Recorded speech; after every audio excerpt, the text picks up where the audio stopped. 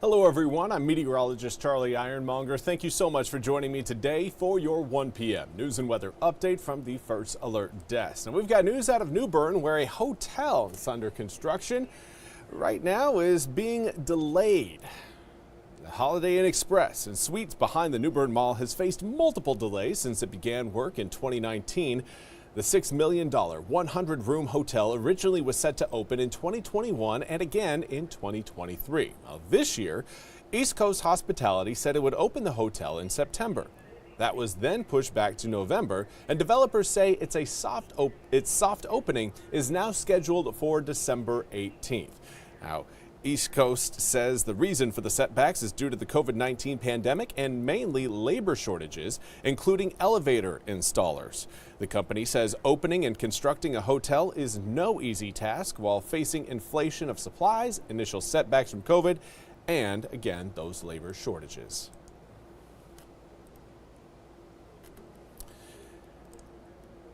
And now we want to turn our attention to the government shutdown that finally came to an end after 43 days with the president signing on to a budget resolution bill that passed really last night. NBC's Ryan Nobles has more from Washington. It was a record no one wanted to break. Yeah. But after 43 days, the government shutdown is now officially over. The bill is passed. President Trump signing the bill overnight, blaming Democrats for the prolonged standoff. The Democrats tried to extort our country. When we come up to midterms and other things, don't forget what they've done to our country. The bill passed 222 to 209, with 6 Democrats voting yes. Most Democrats voted no, accusing the president and congressional Republicans of ignoring a health care crisis by not addressing tax credits tied to the Affordable Care Act that are set to expire. Either Republicans finally decide to extend the Affordable Care Act tax credits this year, or the American people will throw Republicans out of their jobs next year. But the battle also revealed deep division among Democrats. Some, like Alexandria Ocasio-Cortez, are upset their moderate colleagues in the Senate cut a deal with Republicans that did not include health care reforms. That the lesson that they're learning is that Democrats are weak, and that next time we just need to hurt working people and working Americans more to get them to fold. And I don't want them to learn that lesson. Republicans, meanwhile, say they are now ready to work to fix health care and address the expiring tax credits. Is there an opportunity there? We have to find a solution, and I hope we can do it in a bipartisan fashion. While the bill does fund portions of the government through September, vast swaths of the government are only funded through January, meaning battles will still need to be waged over long-term funding for the Pentagon, education, homeland security, and transportation, leaving open the possibility of another shutdown in just a few months. And again, that was Ryan Nobles reporting. We now turn to your weather forecast. It's looking like another sunny, well, mostly sunny day out there. A little bit more cloud cover today than what we've seen over the past several days. But for those of you hoping for a little bit more warmth with your forecast tomorrow, I don't want to say it'll disappoint, but the weekend is certainly going to make you quite a bit happier than what we're going to experience on Friday. Friday, again, we're pretty much looking at maintaining our air temperatures. This morning, we woke up to temps generally in the mid to low 40s across most of eastern North Carolina. Right now, those mid to low 40s have turned all the way into the mid to, in some instances, even the upper 60s. We do have low 60s being reported right now around the north side of the Albemarle Sound.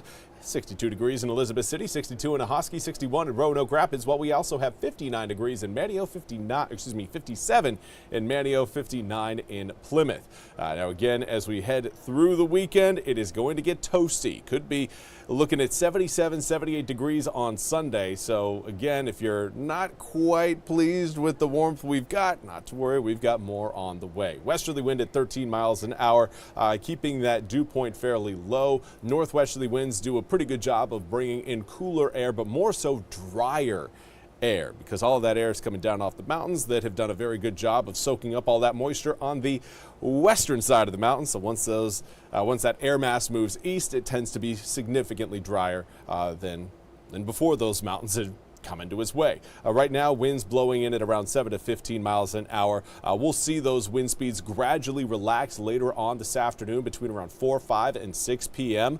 Air temperatures during that time period will be falling out of the 60s and then into the low 50s. Plan on the mid 40s showing up as we head towards 9, 10, and 11 p.m. tonight.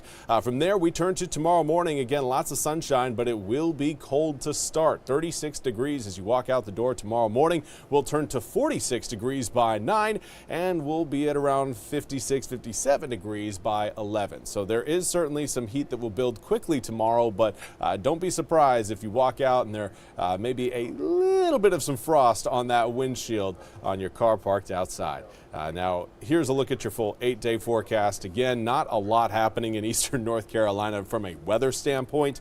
We again are looking at a chance of rain coming in late Monday into early Tuesday of next week, and then again on Friday. But those rain chances, even as they get closer and closer to our current mark, our current day, it still doesn't really look like a great opportunity, a great chance. So I do think there will be certainly several areas in eastern North Carolina that see possibly a quarter, maybe half an inch of rain. It's not going to hit everyone. And right now, unfortunately, everyone is in need of the drops. November is our dry season. So again, the more rain we can squeeze out of those clouds, the better. Right now, it's just not looking like it's going to be a widespread downpour like we need. Well, that's all we have time for today's 1 p.m. news and weather update from the First Alert Desk. I want to thank you all so much for joining me. We'll be back with more news and weather coming up at the top of the hour. Until then, have a fantastic rest of your Thursday.